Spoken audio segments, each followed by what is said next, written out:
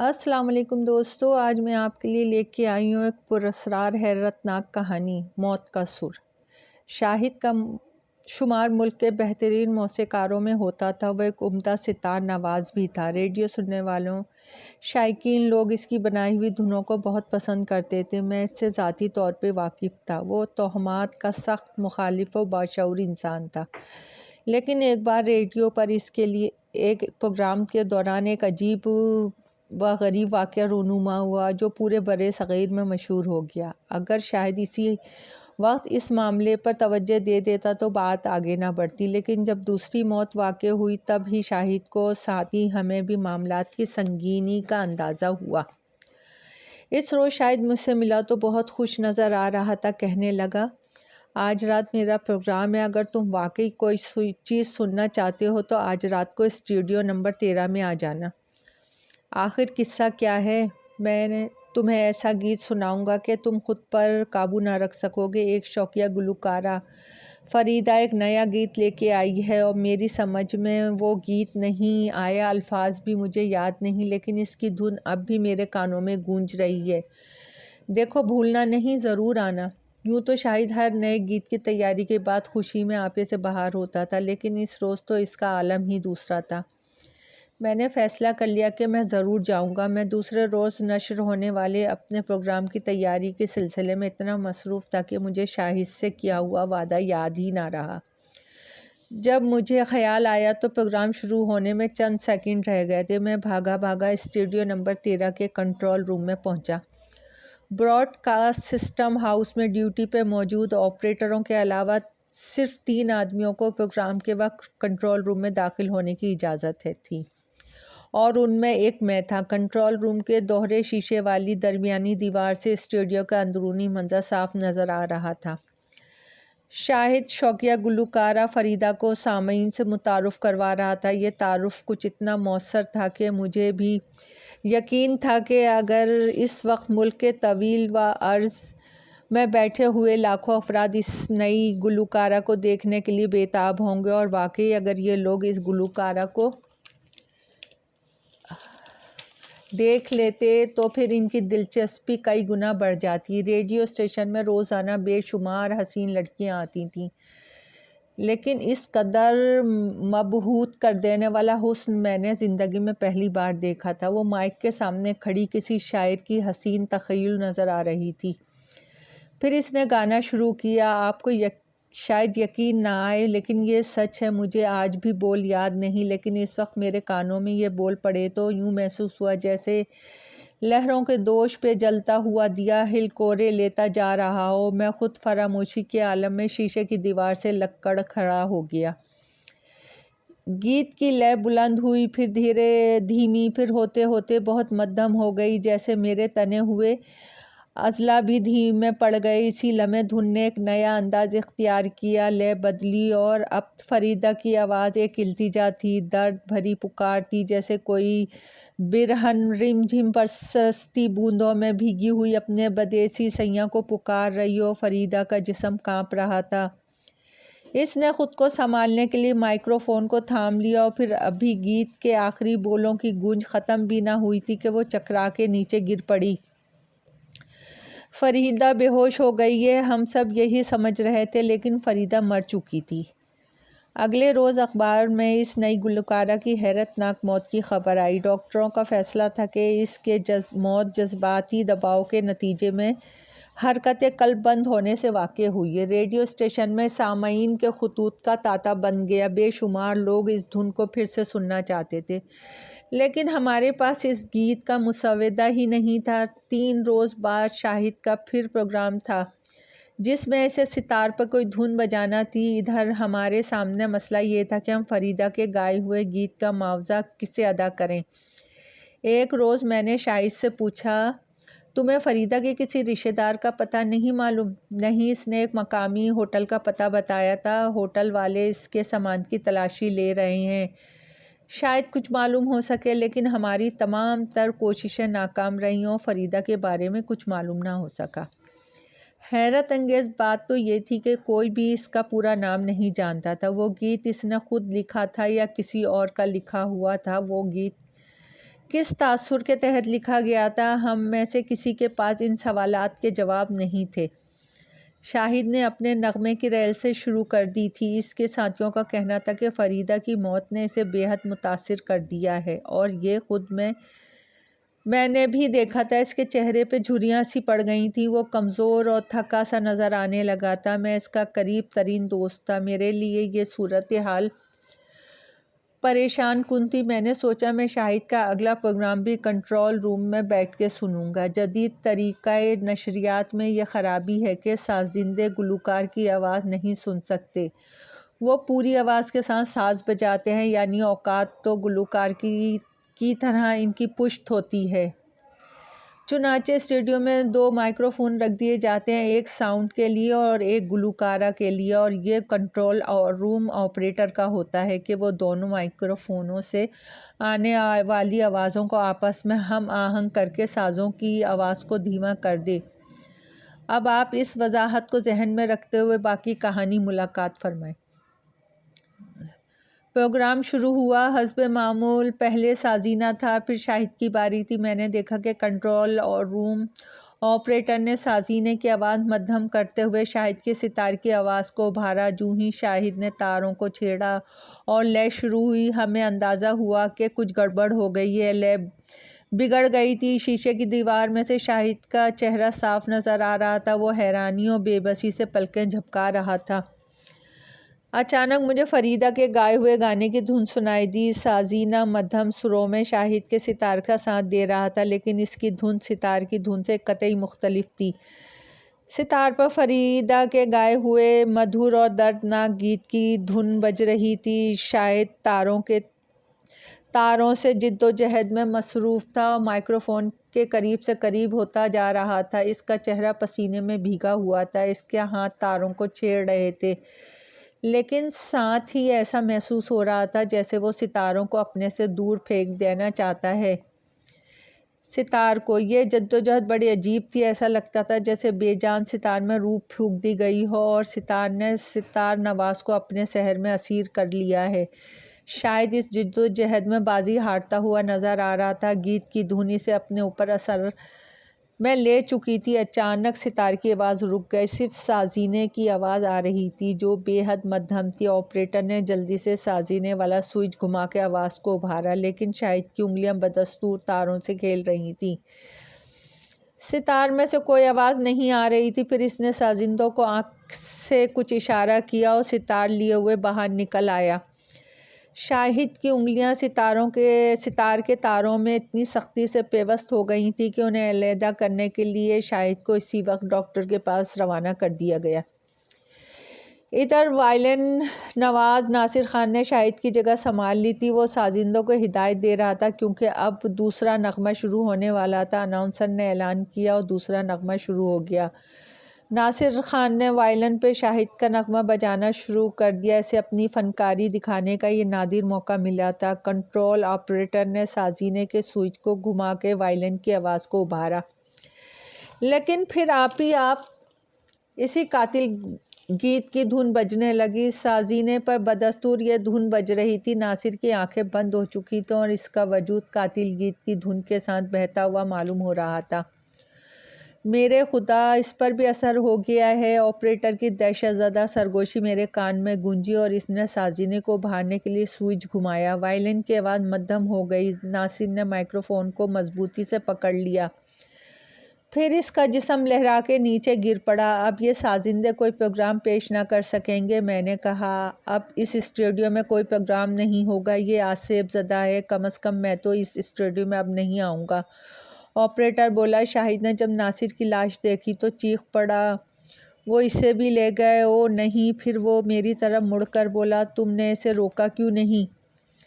میں کیسے روکتا، اس کی موت کا وقت آ گیا تھا۔ آخر ہوا کیا تھا؟ اس نے وائلن بجانا شروع کیا، پھر اسی قاتل گیت کی دھن خود بخود بجنے لگی۔ میرے ساتھ بھی یہی ہوا تھا۔ اس مائکروفون نے مجھے ہپناٹائز کر دیا تھا اور میں خود وہی دھن بجانے لگا۔ میرا جی چاہ رہا تھا میں اس دھن پر رقص کروں، اپنے جسم کا لبادہ اتار کے روح کو اس دھن سے ہم آہنگ کر دوں، لیکن میرے وجود کا ایک حصہ بیدار تھا، میری انگلیاں تاروں میں پیوست ہو گئی تھیں، اس طرح میں بچ گیا۔ آخر یہ سب کیا ہے شاہد؟ تم مجھے 6 سال سے جانتے ہو۔ شاہد کی آواز ابھری، بھررائی ہوئی تھی۔ تمہیں اچھی طرح معلوم ہے میں نے کبھی توہمات پہ یقین نہیں کیا۔ مجھے اعتراف کرنا پڑا، وہ واقعی ایک باشعور، روشن خیال اور توہمات سے بالا تر انسان تھا۔ میری سمجھ میں نہیں آتا اس گیت کی دھن نے کس طرح مجھ پہ غلبہ پا لیا۔ وہ کوئی غیر عارضی چیز معلوم ہوتی ہے، کوئی ماروائی دھن جو انسان کو پکارتی ہے اور پھر اپنے ساتھ لے جاتی ہے۔ اس کا مطلب موت ہے، جسمانی موت۔ لیکن روح کا حشر کیا ہوتا ہے یہ میں نہیں کہہ سکتا، لیکن اس گیت کی لے میں ڈوب کر آدمی بڑے سہانے خواب دیکھتا ہے۔ آخر یہ گیت آیا کہاں سے؟ کیا پتہ، شاید یہ وہ گیت ہے جو ہزاروں سال پہلے دیوتاؤں نے گایا تھا۔ اس نے رک کر سگریٹ سلگایا اور کش لیتے ہوئے بولا، ہمارے چاروں طرف ایک ایسی دنیا ہے جسے ہم دیکھ نہیں سکتے۔ کئی سالوں سے ہم برقی لہروں کے ذریعے آواز کو منتقل کر رہے ہیں، خدا جانے یہ آوازیں کہاں جاتی ہیں۔ میں نے بچپن میں ایسی کہانیاں سنی ہیں کہ لوگ گیت گا کے روحوں کو بلا لیتے تھے۔ جب ہم برقی قوت کے ذریعے موسیقی کی لہریں نشر کرتے ہیں تو دوسری دنیا میں بھی تو یہ ممکن ہے۔ ممکن ہے وہ آوازیں ہماری آوازوں پہ غالب آ گئی ہوں۔ تو تمہارا مطلب ہے کہ ریڈیو اسٹیشن پر شیطانی روحیں اپنا کمال دکھا رہی تھیں؟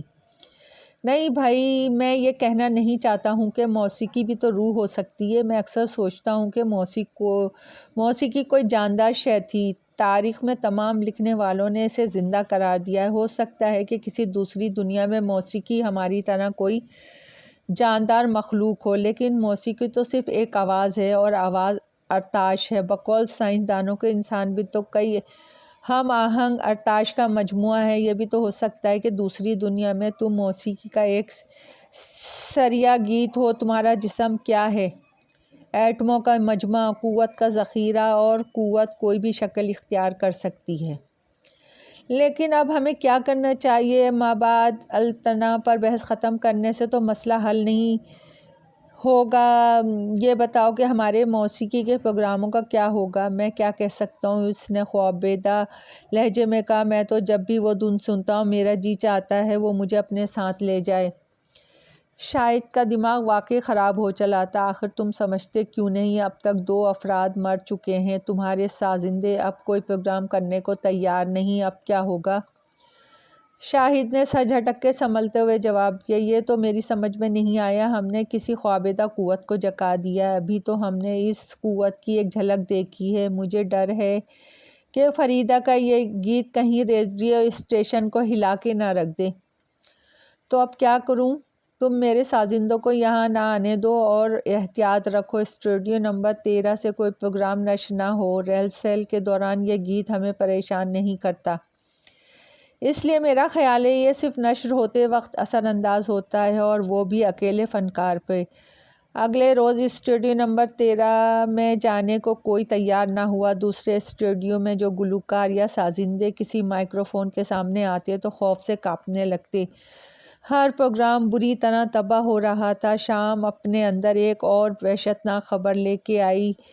میں ریکارڈنگ کروا کے اپنے کمرے میں پہنچا تو شاہد اخبار لیے میرا منتظر تھا۔ مجھے دیکھتے ہی جھپٹا اور ایک خبر دکھانے لگا جس میں لکھا تھا، عین اس وقت جب ناصر خان گر کے مرا، اسی وقت ایک گمنام موسیقار ریڈیو پہ پروگرام سنتے سنتے فوت ہو گیا۔ لیکن شاہد یہ کیسے ہو سکتا ہے؟ تو پھر اور کیا بات ہو سکتی ہے؟ تم نے کنٹرول روم میں اس گیت کی دھن کو خود پر اثر انداز ہوتے ہوئے محسوس کیا ہے، اور یہ موسیقار بیچارہ خود پہ قابو نہ رکھ سکا ہوگا۔ یہ ناممکن ہے، میں چیخا۔ لیکن یہ ہو چکا ہے۔ اگر تم انسانوں کو بچانا چاہتے ہو تو کبھی اس دھن کو نشر نہ ہونے دینا، یہ تو قاتل عام ہوگا۔ رات کو کچھ پولیس افسران تحقیقات کے لیے آئے۔ انہوں نے اسٹوڈیو نمبر 13 کا معائنہ کیا، مائکروفون کے تار دیکھے، کہیں ناصر کو اور فریدہ کو بجلی کا جھٹکا تو نہیں لگا، لیکن تار وغیرہ سب ٹھیک تھے۔ اتنے میں ایک پولیس افسر مائکروفون کے قریب گیا اور بولا، اچھا یہ بتاؤ کہ وہ فنکار مائک کے کتنے قریب تھے؟ اور پھر وہ یوں ہی دھیرے دھیرے کچھ گنگنانے لگا جیسے فریدہ کے کھڑے ہونے کی نقل کر رہا ہو، اور اسی لمحے اس کی گنگناہٹ نے اسی قاتل گیت کی شکل اختیار کر لی۔ خدا کے لیے خاموش ہو جاؤ، میں چیخا۔ شاہد اس نے میری آواز نہیں سنی اور آواز بلند ہوتی گئی۔ اچانک مجھے شاہد کی بات یاد آئی، یہ گیت صرف نشریے میں خلل انداز ہوتا ہے۔ میں دوڑ کے کنٹرول روم میں پہنچا۔ مائکرو فون کا سوئچ آن تھا، گیت کی مدھر لے گونج رہی تھی، مجھے پر غنودگی سی طاری ہونے لگی۔ میں نے جھٹ کر سوئچ بند کر دیا۔ جب میں اسٹوڈیو میں واپس پہنچا تو پولیس افسر خاموش ہو کے اس طرح مائکرو فون کو دیکھ رہا تھا جیسے اس نے اس پہ جادو کر دیا اور یہاں تو آصف کا اثر معلوم ہوتا ہے۔ وہ کہہ رہا تھا، آپ اسے مقفل کر کے سیل کر دیں۔ میں نے جلدی سے کہا، لیکن اسے سیل کرنے سے کیا ہوگا؟ آپ آصف کو قید نہیں کر سکتے۔ پولیس افسر نے کہا، جلد ہی مجھے معلوم ہو گیا کہ وہ صحیح کہہ رہا تھا۔ رات کو شاہد میرے کمرے میں آیا۔ اب کیا ہوگا انور؟ کچھ سمجھ نہیں آتا شاہد۔ اگر ہم آج رات زندہ بچ گئے اور ان واقعات کو دیکھ دیکھ کے پاگل نہ ہوئے تو میں اس براڈ کاسٹنگ اسٹیشن کو ہمیشہ کے لیے بند کر دوں گا، چاہے مجھے ڈائنامیٹ ہی کیوں نہ استعمال کرنا پڑے۔ اگر ہم زندہ رہے تو جب تک وہ گیت فضا میں موجود ہے کوئی موسیقار زندہ نہیں بچ سکتا۔ شاید میں نے آگے جھکتے ہوئے کہا، یہ گیت جہاں سے آتا ہے کیا وہاں زندگی موجود ہوگی؟ میں سوچ رہا ہوں کہ ہم یہاں اس دنیا میں تو اس کا مقابلہ نہیں کر سکتے۔ میں سوچ رہا ہوں ہم یہاں اس دنیا میں اس کا مقابلہ تو نہیں کر سکتے۔ اگر ہم ان کی دنیا میں جا کے مقابلہ کریں تو شاید کامیابی ہو۔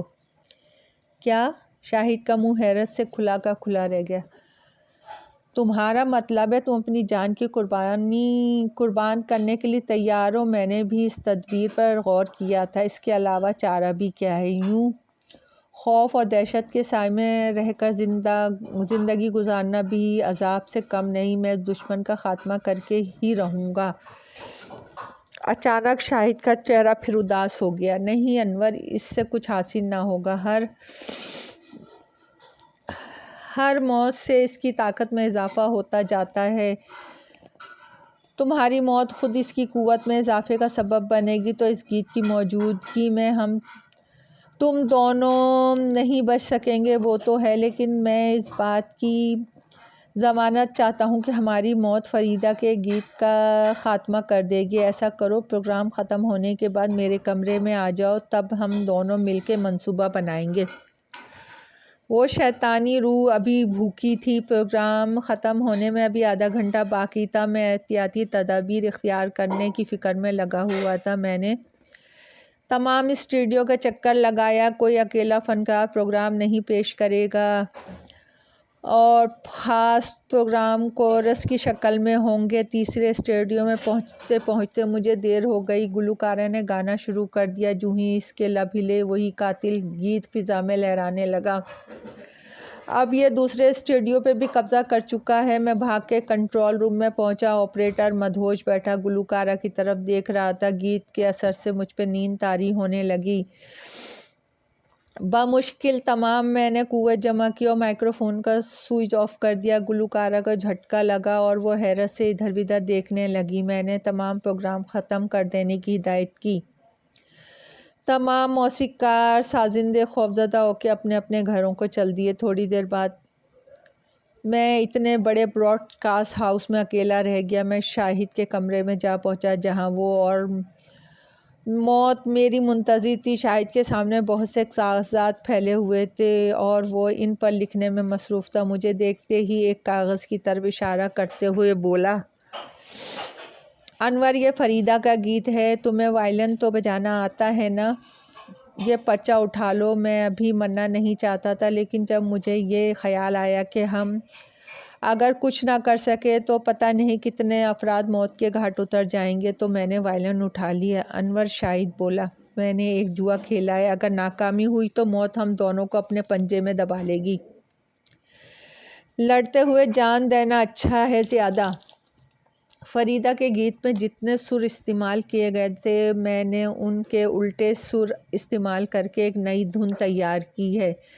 جب یہ دونوں آپس میں ملیں گے تو ایک دوسرے کا اثر زائل کر دیں گے۔ ہم دونوں وائلن اٹھا کے اسٹوڈیو میں لے گئے۔ میں نے مائکرو فون کا سوئچ آف کر دیا۔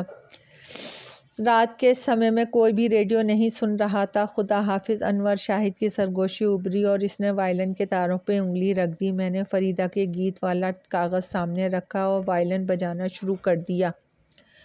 اچانک میں دوسری دنیا میں جا پہنچا۔ میری انگلیاں میری گرفت سے آزاد ہو چکی تھیں۔ میں بادلوں کے دوش پہ اڑتا چلا جا رہا تھا۔ دور کہیں میرے ذہن میں خطرے کا الارم بج رہا تھا، لیکن میرے وجود پہ میٹھی میٹھی نیند طاری ہو چکی تھی۔